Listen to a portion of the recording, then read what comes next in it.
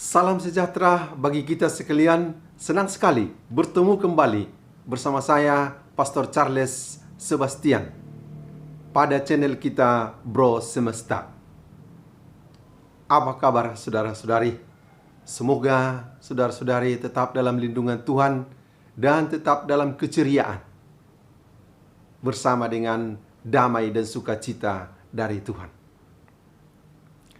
Dan kami pada kesempatan ini berterima kasih banyak atas dukungan para saudara untuk channel pewartaan kita, supaya semakin banyak orang bisa mendengar dan mewartakan, turut serta mewartakan kabar sukacita Tuhan. Kali ini kita akan berbicara tentang hukum yang terutama dan yang pertama, hukum cinta kasih. Mari kita sama-sama dengarkan kutipan dari Injil Matius bab 22 ayat 34 sampai dengan ayat 40.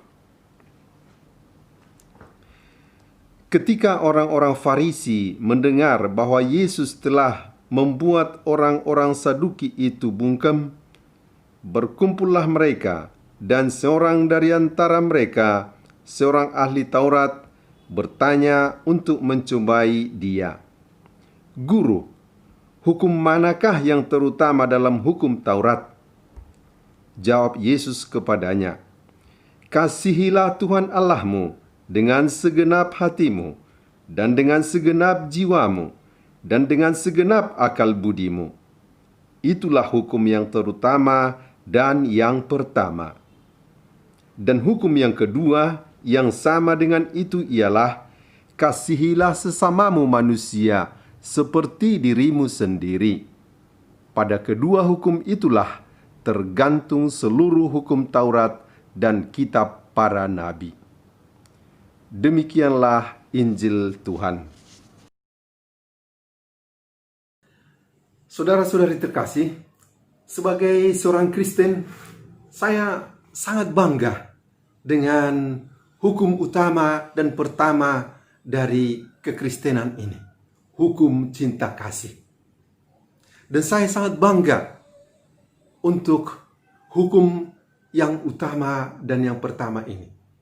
Walaupun dalam kenyataannya belum semua orang Kristen melaksanakan sepenuhnya isi dari hukum ini. Namun sebagai patokan, sebagai pedoman bagi setiap hukum dan peraturan, ini memang sungguh indah. Mencintai Allah dengan segenap jiwa, dengan segenap hati, dengan seluruh akal budi. Mencintai sesama seperti diri sendiri, sungguh indah, sungguh bagus untuk direnungkan dan diresapi. Mungkin lalu orang bertanya, "Ya, tapi bagaimana melaksanakannya?" Dengan sangat sederhana dan praktis, Tuhan juga sudah menjelaskannya di tempat lain. Dalam Matius 7 ayat 12 dikatakan, "Segala sesuatu yang kamu kehendaki supaya orang lain melakukannya bagimu, perbuatlah demikian juga kepada mereka." Apa yang ingin kita, orang lain lakukan kepada kita, itu kita lakukan kepada orang lain. Apa yang menyenangkan kita, yang membuat kita berbahagia atau bersuka cita, itu kita lakukan bagi orang lain. Bisa juga kita jelaskan secara negatif.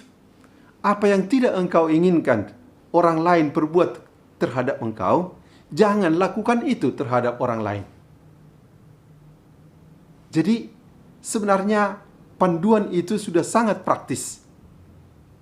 Hanya memang pelaksanaannya tidak selalu sebagaimana diharapkan dari orang-orang yang kadang-kadang ada godaan, ada keinginan pribadi yang dirasuki oleh rasa benci, iri hati, sakit hati, dan sebagainya.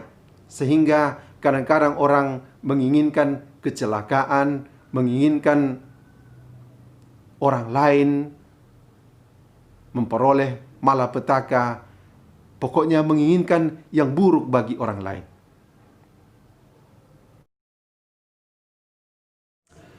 Santo Agustinus pasti sudah sangat dalam merenungkan tentang hukum utama cinta kasih ini. Ketika dia mengatakan, cintailah dan lakukanlah segala sesuatu yang kau kehendaki. Mungkin bagi orang lain bisa ini seperti mengatakan, hati-hati. Jangan nanti berdasar cinta orang melakukan sekehendak hatinya. Tetapi maksudnya bahwa kalau sungguh-sungguh orang melakukan atas dasar cinta, artinya orang sudah terorientasi akan nilai yang paling indah, yakni Allah sendiri. Memang tak perlu lagi orang bertanya, boleh saya lakukan atau tidak boleh. Karena semuanya akan demi Allah. Semuanya berdasar dan dilatar belakangi oleh nilai kasih yang dari Tuhan itu. Maka cintailah dan bisa kau lakukan segala yang kau kehendaki, yang sungguh-sungguh tulus dan jujur mengikuti pedoman dan dorongan cinta kasih itu. Dan itu juga berarti semua peraturan hukum-hukum yang lain sebenarnya bila berpedoman secara konsekuen dalam hukum kasih ini akan memperoleh kepenuhannya dan artinya dalam hukum utama, hukum emas, hukum cinta kasih ini. Satu pertanyaan yang menarik juga tentang cinta kasih ini adalah mengapa kita harus mencintai? Jawaban untuk ini kita temukan dalam ajaran dari Santo Yohanes. 1 Yohanes 4 ayat 8 yang berbunyi sebagai berikut. Barang siapa tidak mengasihi, ia tidak mengenal Allah, sebab Allah adalah kasih. Untuk saya juga ini ayat emas. Allah itu adalah kasih. Dan kita tahu bahwa kita diciptakan oleh Allah seturut gambar, seturut rupa, seturut citranya. Jadi kalau Allah itu adalah kasih, maka kita yang diciptakan menurut gambarannya adalah kasih. Kita dicipta sebagai orang-orang yang mampu mengasihi. Dan kalau kita mengasihi, itu juga berarti kita mengakui eksistensi kita sebagai ciptaan Tuhan, ciptaan dari Sang Kasih. Kita memang kadang-kadang mengungkapkan atau mendengar orang mengatakan, kalau ada seseorang yang melakukan perbuatan yang sedemikian jahat atau sedemikian buruk, sehingga orang mengatakan ini perbuatan hewan atau binatang, tidak lagi diakui sebagai perbuatan manusia. Karena perbuatan yang begitu jahat, yang begitu buruk itu tidak lagi diharapkan sebenarnya keluar dari seorang manusia yang merupakan ciptaan yang diciptakan atas dasar kasih oleh Allah.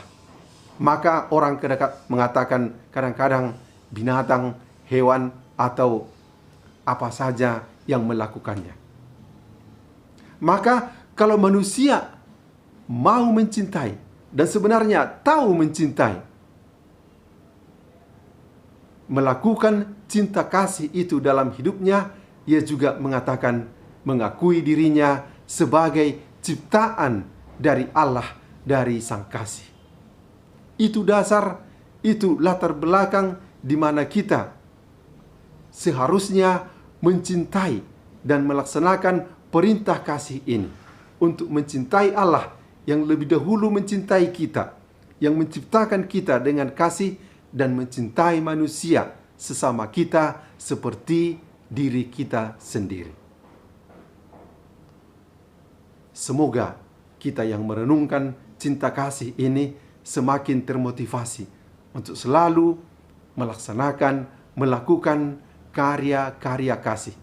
Walaupun tidak selalu enak, bahkan membutuhkan perjuangan, bahkan kadang-kadang membutuhkan pengorbanan, hingga pengorbanan nyawa untuk pelaksanaan cinta kasih atau perintah Tuhan ini. Namun ganjaran bagi orang yang melakukan cinta kasih ini adalah ganjaran kehidupan dan keselamatan. Dan hingga demikian saja dulu video kita kali ini. Semoga cinta kasih meraja di bumi kita, di dunia kita, dan terutama berawal dari hati kita masing-masing. Dan semoga Allah yang adalah Sang Kasih itu sungguh-sungguh menjadi panduan dan arah bagi setiap peraturan hukum yang kita ikuti dan kita hayati dalam kehidupan kita. Salam sejahtera bagi kita sekalian. Sampai bertemu pada video berikutnya.